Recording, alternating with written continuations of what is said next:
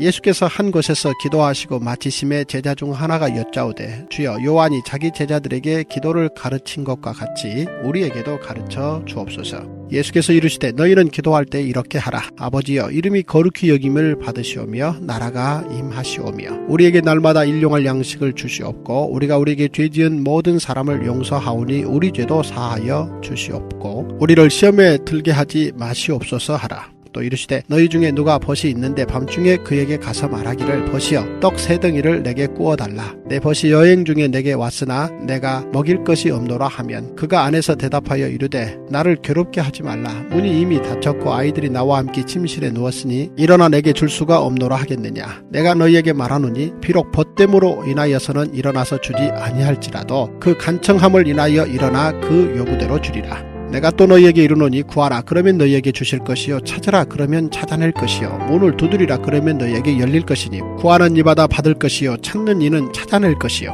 두드리는 이에게 열릴 것이니라. 너희 중에 아버지 된 자로서 누가 아들이 생선을 달라 하는데 생선 대신에 뱀을 주며 알을 달라 하는데 정갈을 주겠느냐. 너희가 악할지라도 좋은 것을 자식에게 줄 알거든 하물며 너희 하늘 아버지께서 구하는 자에게 성령을 주시지 않겠느냐 하시니라. 기도하겠습니다. 하나님, 오늘 우리는 이 자리에 기도하러 왔습니다. 하나님, 왜 우리가 기도합니까? 우리가 응답받는 것을 알기에, 우리가 기도하는 것이 단 한마디도 땅에 떨어지지 않을 것을 알기에 오늘도 우리는 이 자리에 나와 말씀을 듣고 기도를 합니다. 하나님, 우리가 오늘도 기도하는 이유는 예수님이 기도하셨기 때문에 또 우리가 기도합니다.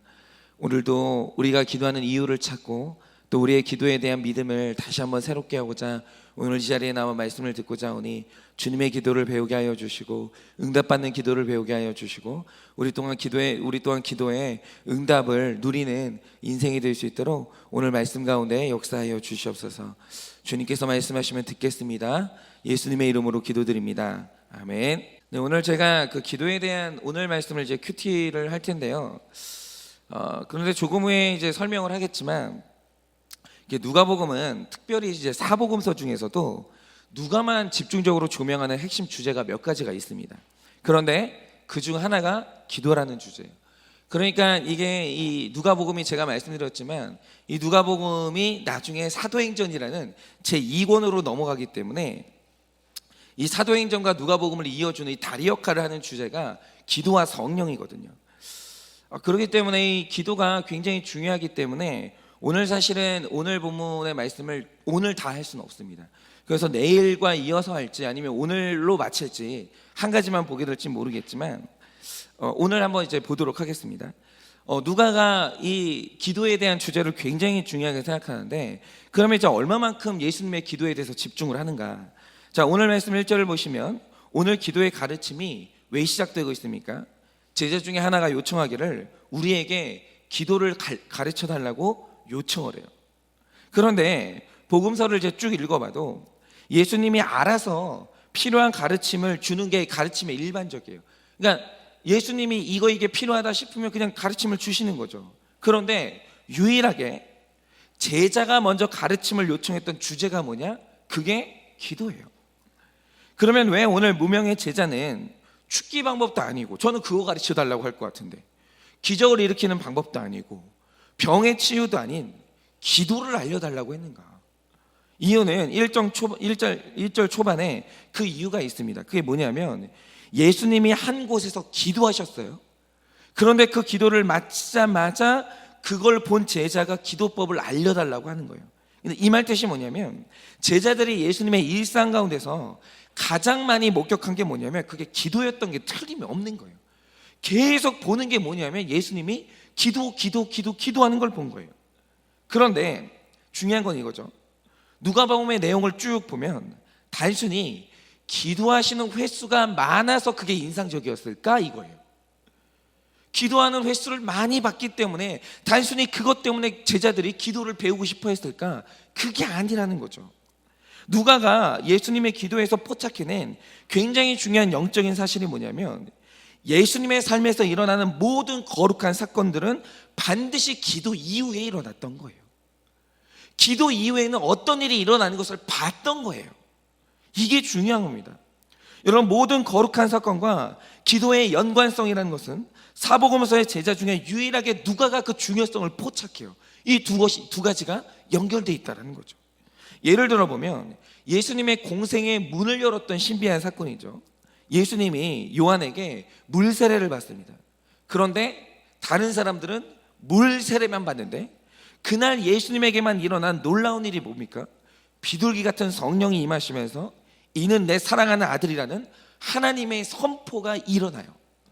그런데 이 거룩한 초자연적인 사건이 일어날 때 예수님이 뭐라고 계셨을까? 누가복음에만 기록된 게 있는데 누가복음 3장을 보면 예수님이 그때 세례를 받으면서 기도하고 계셨어요. 이 사건과 기도를 연결시키는 건 오직 누가복음만 조명하고 있는 거예요. 이뿐입니까? 예수님이 처음으로 유대 지도자들과 충돌할 때 그 전에 예수님이 기도로 준비했어요. 제자들을 선택할 때도 기도하셨고 예수님이 자신의 순환을 처음 알리시던 그날도 기도로 준비하셨어요. 여러분, 변화산에 올라갔던 진짜 목적이 뭐라고 기록하냐? 누가는 기도하러 올라갔다라고 얘기를 해요. 그러니까 이것도 누가만 유일하게 얘기하고 있는 거예요. 그러니까 이 누가가 주목하는 게 뭐냐면 거룩한 사건이 일어날 때마다 그 전에 먼저 일어나는 일이 뭐냐? 기도하더라는 거예요. 그러니까 누가는 거룩한 사건과 기도가 연결되어 있다는 것을 그가 포착을 해낸 거죠. 그런데 그게 사도행전으로 가면 더 확실해지는 거예요. 그런데 누가가 주목하는 바 이 기도의 결과로 일어나는 우리 영적인 판도를 바꾼 가장 중요한 사건이 뭐냐? 사도행전에서 성령이 오시는 거예요. 그러니까 어떤 성도가 성령을 받았다, 그럼 반드시 기도의 사건인 거예요. 그것은 반드시 기도의 결과인 거예요. 누가가 그걸 말해요. 이 기도가 계속될수록 마지막에 그 사람의 기도의 결과를 얻게 되는 가장 중요한 사건이 뭐냐? 그는 성령의 충만함을 받는다라는 거예요. 여러분, 이 사도행전에서도 보면 성령님이 임하셨던 그날 어느 곳에 임하셨습니까?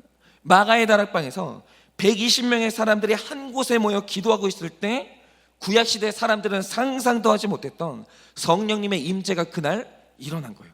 기도하던 날, 그러니까 같이 모여서 기도하는 날. 그런데 누가는 이걸 기도의 결과로 보는 거죠. 성령을 조명하는 게 아니라 기도를 조명해요. 성령이라는 결과보다 그는 기도라는 원인을 더 중요하게 생각한다는 거죠. 그러니까 이런 거죠. 왜 오늘 무명의 제자가 다른 것이 아니라 기도를 요청했는가? 왜 기도를 알려달라고 하는가? 이유는 예수님이 기도할 때마다 영적인 중요한 사건들이 항상 일어났기 때문인 거죠. 바로 이겁니다. 여러분, 어떤 사람은 기도가 모든 신앙의 행위 중에 가장 조용하고 정적인 활동이라고 하는데 이거 천만의 말씀입니다. 오늘 제자들이 증거하는 바 우리 신앙생활에서 가장 거룩하고 가장 역동적이고 가장 놀라운 모든 사건이 일어나는 시작, 그 원인은 어디에 있냐? 반드시 기도에서 시작된다라는 거예요. 그러니까 사건이 일어나기를 원하면 그는 기도해야 돼요. 일이 일어나기를 원하면 그는 기도해야 돼요. 변화가 일어나기를 원하면 그는 기도해야 돼요. 그런데 이 모든 원인이 기도인 걸 알았기 때문에 오늘 제자는 기도를 알려달라고 하는 거죠. 그러면 궁금한 게 이거예요. 왜 사건이 일어나는 통로가 기도냐라고 물으면 이런 거죠. 이유는 알 수 없지만 이 땅의 모든 생명이 탄생할 때 하나님이 생명을 불러오시는 방식이 뭐냐고 고통이에요. 왜냐라고 하면 이유는 몰라요. 그는 고통이라는 이 통로를 통해서 한 생명을 이 땅에 불러오시기를 정하셨어요. 그리고 하나님이 사람의 죄의 문제를 해결할 때 그가 택하신 방법이 뭐냐? 그 회개예요. 왜 회개냐라고 물어보면 이유는 알 수 없어요. 그러나 그가 사람을 깨끗하게 하는 방식으로 회개라는 통로를 택한 거예요. 마찬가지로 하나님이 나의 거룩한 일을 할 때 그가 택하신 방식이 뭐냐?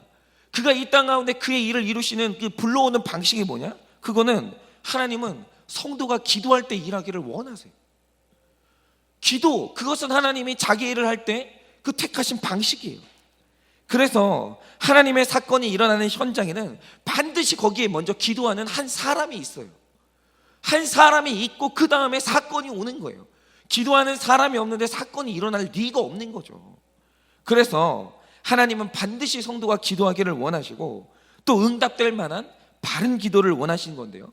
그래서 오늘 예수님이 이 가르치신 기도 중에 하나를 이제 묵상해 보려고 하는데, 그런데 오늘 새벽에 절대로 이제 다 할 수 없기 때문에 오늘 한 가지만 묵상할지 아니면 내일까지 이어갈지 모르겠지만 일단 오늘은 한 가지만 보도록 하겠습니다. 여러분, 오늘 2절을 보시면 이름이 거룩히 여김을 받으시오며 나라가 임하시오며, 여러분 이렇게 기도하십니다. 그런데 이 두 기도는 사실 같은 내용입니다.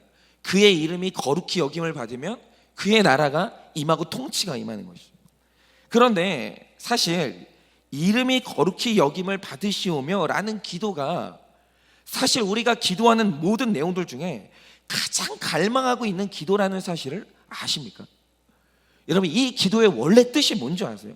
이 말 뜻이 뭔지 한번 묵상해 보자 이거죠.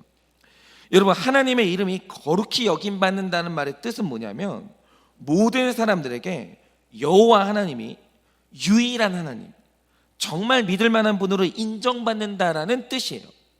그런데 에스겔서 38장 23절을 보면 하나님이 이걸 얼마나 중요하게 여기시냐면 이렇게 말씀하십니다. 이같이 내가 여러 나라의 눈에 내 위대함과 내 거룩함을 나타내어 나를 알게 하리니 내가 여호와인 줄을 그들이 알리라. 그러니까 이런 거죠. 거룩하신 하나님이 사람들 눈에 보이면 그들은 하나님을 영접할 수밖에 없다는 거예요.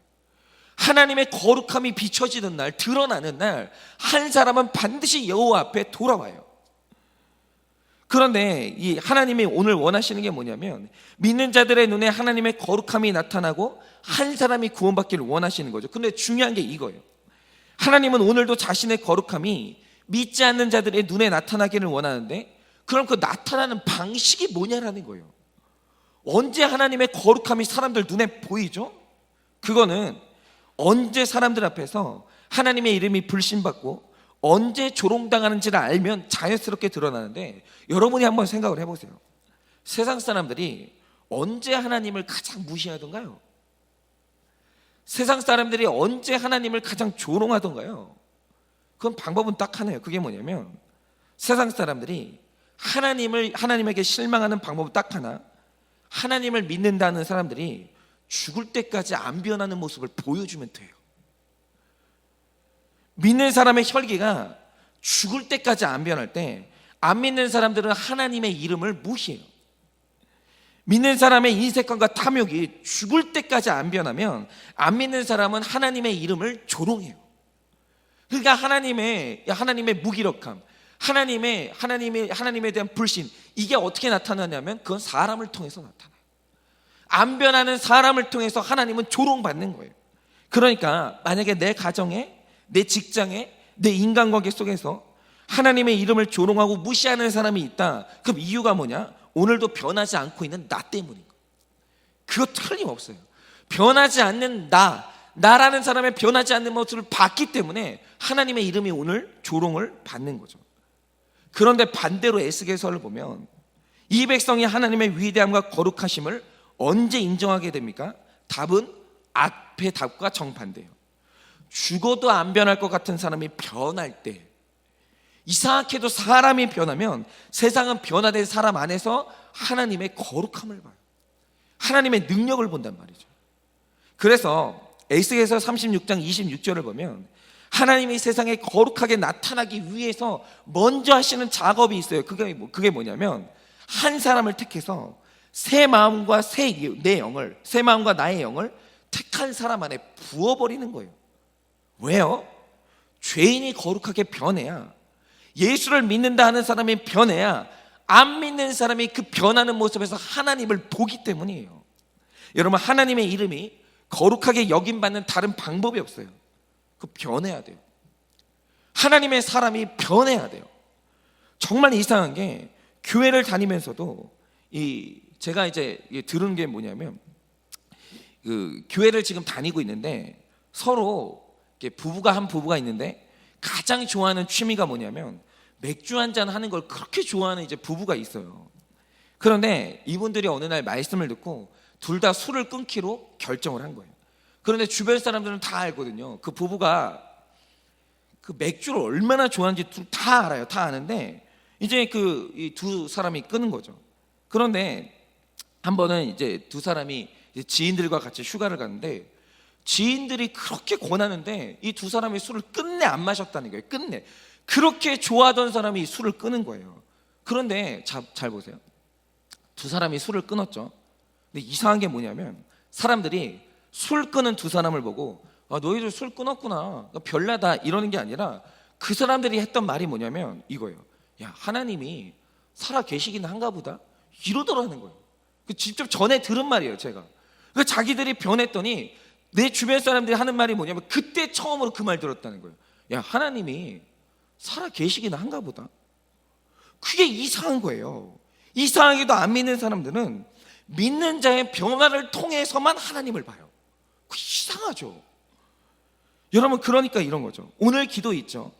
이름이 거룩히 여김을 받으시기를 원합니다. 여러분, 이 말의 진짜 뜻이 뭐냐면 사람의 변화예요. 사람의 변화를 간구하는 기도가 뭐냐? 바로 이 기도예요.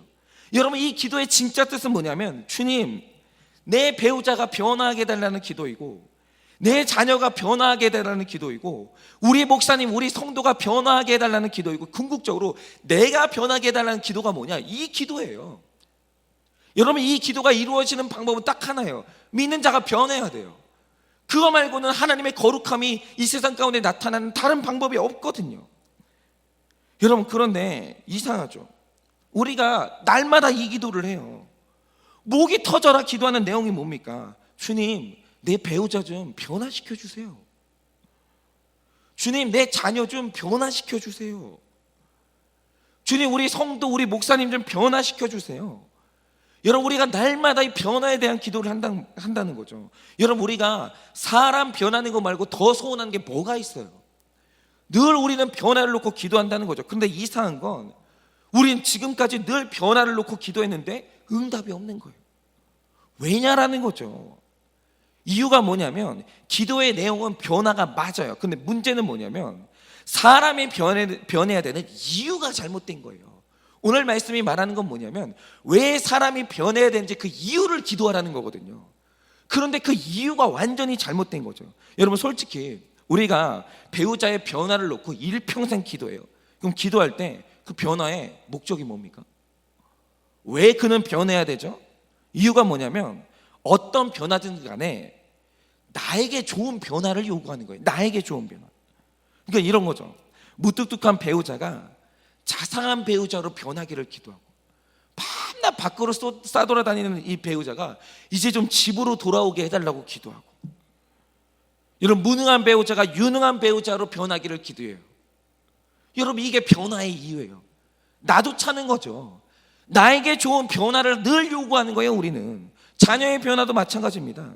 여러분, 자녀의 변화가 누구 좋으라고 변합니까? 도대체 부모인 나한테 좋은 변화인 거예요. 전부 그거인 거죠.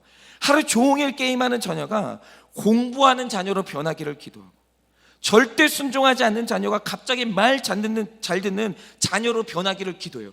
변화의 중심이 뭐냐? 나도 찾는 거예요. 여러분, 그런데 그 변화의 목적이란 게 전부 나를 위한 변화인데, 그런데 오늘 예수님이 말씀하시는 변화의 목적이 뭡니까? 세상이 하나님을 만날 수 있도록 그 한 사람의 변화를 놓고 기도하는 거예요. 구원 때문에 내 배우자의 변화를 놓고 기도하라는 거예요. 세상에 하나님의 거룩함과 능력을 보도록 내 자녀의 변화를 놓고 기도하라는 거예요. 그런데 구원 때문에 요청하는 변화의 기도는 반드시 응답을 해주신다라는 거예요. 그런데 오늘 우리는 변화를 놓고 늘 기복적인 기도를 했던 거예요. 그동안 저로 이 말씀을 묵상하면서 다시 정신을 차렸는데, 저는 교회가 변화되기를 원해요. 정말 변했으면 좋겠어요. 교회가 변했으면 좋겠고 성도님들이 변했으면 좋겠어요. 체질이 바뀌었으면 좋겠어요. 그런데 왜냐 이겁니다. 왜 바뀌어야 되죠? 근데 솔직히 어저께 이 기도를 이제 묵상을 하면서 솔직히 제 안에서 들여다보는 건 뭐냐면, 이유가 뭘까라고 하면 제 목회의 성공 때문이에요. 성공한 목회자가 되고 싶은 거예요. 그것 때문에 변화를 갈망하는 거죠. 그럼 내가 왜 이렇게 변화를 갈망할까? 또 이유가 뭐냐면 내가 아는 사람들에게 내 능력을 증명하고 싶은 거예요. 내가 목회했더니 이렇게 변했다는 거예요. 그럼 나예요. 내가 증명받고 싶은 거예요. 나 자신을 증명하고 싶은 거죠. 그런데 하나님이 제 숨겨진 야망을 속지를 않으시는 거예요. 그러니까 한 목회자가 이 목회하는 이 교회 가운데 왜 변화가 일어나지 않을까? 이유는 틀림없어요. 목회자의 변화의 목적에 그 원인이 있는 거예요. 목적이 타락한 거예요. 내가 성도의 변화를 놓고 기도할 때 그럼 성도들님들은 모르겠습니까? 맨날 변화라고 하는데 왜 저 목사님이 날 보고 변화라고 할까? 성도님들도 어느 날 느껴지는 거예요. 자기 목회 성공 때문이구나. 자기 좋자는 거구나. 자기가 좀 더 편하게 목회하고 싶어서 저러는 거구나. 그거를 성도님들도 느낀다라는 거죠. 그런데 누가 그 변화를 놓고 그 변화의 부르짖음을 놓고 변화되겠어요? 누가 변화되겠어요? 어떻게 성령님이 거기에 역사를 하시겠냐라는 거죠. 성령님은 속지 않으세요. 성령님은 절대 속지 않으세요. 하나님의 이름이 거룩히 여김받기를 위해서 변화를 촉구하는지, 하나님의 나라가 임하기를 위해서 변화를 촉구하는지, 오늘 나조차고 변화를 촉구하는지 하나님은 아신다라는 거죠. 그러나 변화를 부르시는 이유가 내 부모 형제 불신자의 구원을 위한 변화라면 오늘 하나님은 지체 없이 응답을 하시고 오늘 성령님은 새 영을 부어주시고 새 마음을 부어주신다라고 약속을 하는 거예요. 오직 하나님의 이름이 거룩히 드러나기를 원하는 그 기도의 현장마다 변화는 분명히 일어납니다. 오늘 우리가 이 기도하기를 원합니다. 여러분, 우리는 지금까지 변화를 놓고 기도했어요. 왜죠? 내 남편이 변화되기를 위해 기도했어요. 내 아내가 변화되기를 위해 기도했어요. 내 자녀가 변화되기를 위해 기도했어요. 왜입니까? 나조차는 거였잖아요. 솔직히 말해서. 그 안에 불신자를 향한 기도가 뭐가 있었어요? 여러분, 오늘 우리 변화를 위해서 간절히 한번 기도해 봤으면 좋겠어요. 하나님, 제가 좀 변화되게 해주세요. 하나님, 우리 자녀 변화되게 해주세요. 주님, 내 남편 변화되게 해주세요. 그래야 세상이 주님을 볼 거 아닙니까? 그래야 하나님의 나라가 임할 것 아닙니까? 오늘 하나님이 진짜 기뻐하시는 여러분 이 기도 한번 해봤으면 좋겠어요. 그래서 오늘 이 한일교회의 변화를 통해, 나의 변화를 통해, 내 배우자와 자녀의 변화를 통해 한 영혼이 구원받기를, 그 변화를 갈망하면서 부르짖는 이 새벽 되시기를 예수님의 이름으로 축원을 드립니다.